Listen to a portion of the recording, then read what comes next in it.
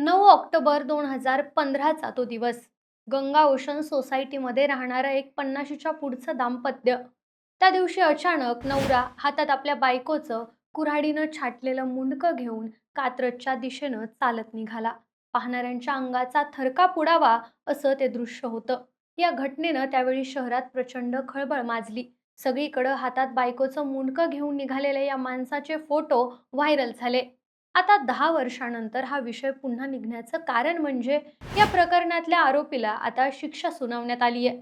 काय होतं हे प्रकरण आणि आरोपीला काय शिक्षा झाली आहे ते थोडक्यात समजून घेऊयात. सोनाबाई रामचंद्र चव्हाण, वय वर्ष 50, कात्रजमधल्या गंगा ओशन सोसायटी भागात त्यांच्या पतीसोबत राहायच्या. रामचंद्र चव्हाण असं त्याचं नाव.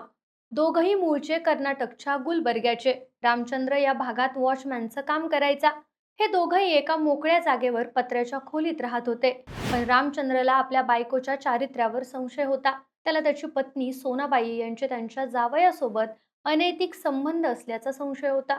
सोनाबाई आणि जावई यांचे अनैतिक संबंध असल्यामुळं सोनाबाई त्यांना चांगली वागणूक देत नाहीत, जेवण वाढत नाही, अशी रामचंद्र यांची तक्रार होती.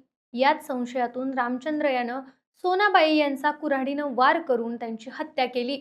त्यानंतर त्यांचा मृतदेह एका ओंडक्यावर ठेवला आणि कुऱ्हाडीनंच मृतदेहाचं मुंडकं धडावेगळं केलं. हातपाय छाटले. त्यानंतर पुरावा नष्ट करण्याच्या हेतूनं तो हातात रक्तानं माखलेली कुऱ्हाड आणि बायकोचं छाटलेलं शीर घेऊन कात्रजच्या तलावाच्या दिशेनं जात होता.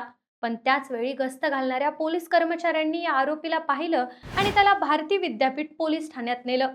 आरोपीची सून सुनीता चव्हाण यांनी पोलिसात याबाबत फिर्याद केली होती. 10 वर्ष खटला चालला.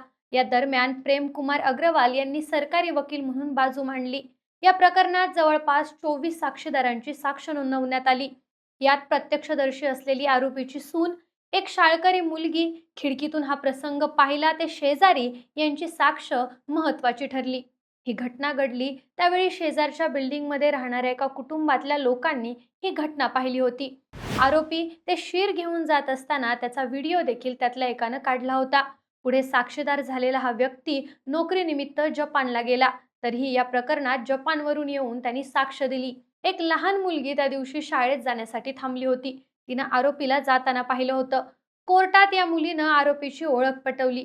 या प्रकरणात आणखी एका चहा विकणाऱ्या महिलेनं साक्ष दिली. या सगळ्या साक्षी पुराव्यांच्या आधारे आणि पोलिसांच्या तपासात मिळालेल्या माहितीच्या आधारे अखेर 10 वर्षांनी या प्रकरणाचा निकाल लागला.